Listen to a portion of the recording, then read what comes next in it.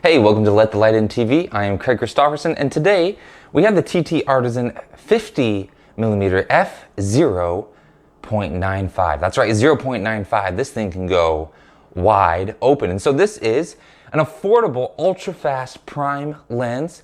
It sells for about $218 US. If that's Canadian, it's going to be about 300. So very affordable, nifty 50. It's got 10 aperture blades. It weighs definitely on the heavier side at 411 grams. And this lens is fully mechanical, fully manual. There are no electronics in it. So if you're gonna be using it, you're gonna be kicking it old school and doing everything yourself. It does have a clickable aperture ring, but it's more, I would say, like a clicking sound than kind of a clicking feeling. The rotation of the actual aperture ring is very smooth, and there is little noticeable clicks in it, but it's not like those kind of hard stop ones that you sometimes get. And this is not, a bad thing. This is just something I am merely pointing out for you. Image-wise, well, let's start with kind of one little problem here. And there's not many.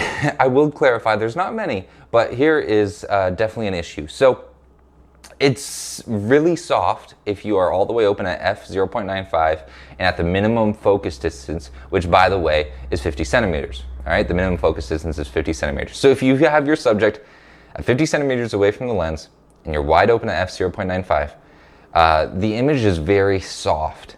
It's almost not in focus, you would probably safely say.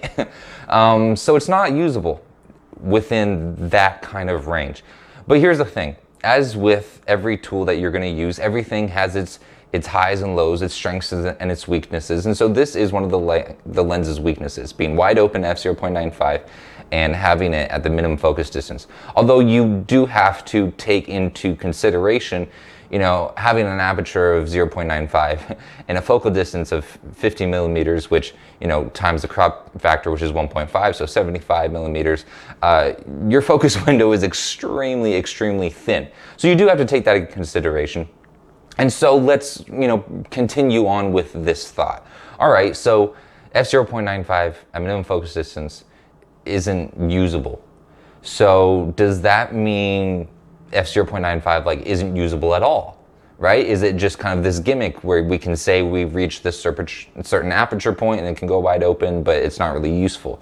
The answer to that is no. f0.95 is actually incredibly useful, especially in low light conditions, which we will look at later on.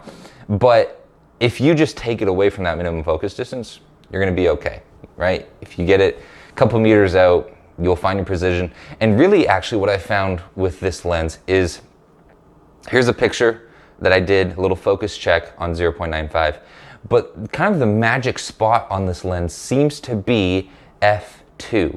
If you close down to f2, take the same picture again, here's the result. It's much clearer. So stop down to f2, you'll be all right, or just move your subject away. The other thing I didn't really like about this lens is the lens cap. It's like a screw on and off type thing, and I just prefer the clip-on. It's a little hassle. It's not the end of the world, but not something I was a fan about. Other than that, those were kind of the two main negative points that I did want to bring up and discuss. There's nothing else I can think of that was kind of a little bit of a nag to the lens. The focus ring is a very smooth turn, which is really nice. Everything is actually very well built about this lens. So if we're done talking about build quality, let's get into image results. Let's take a look.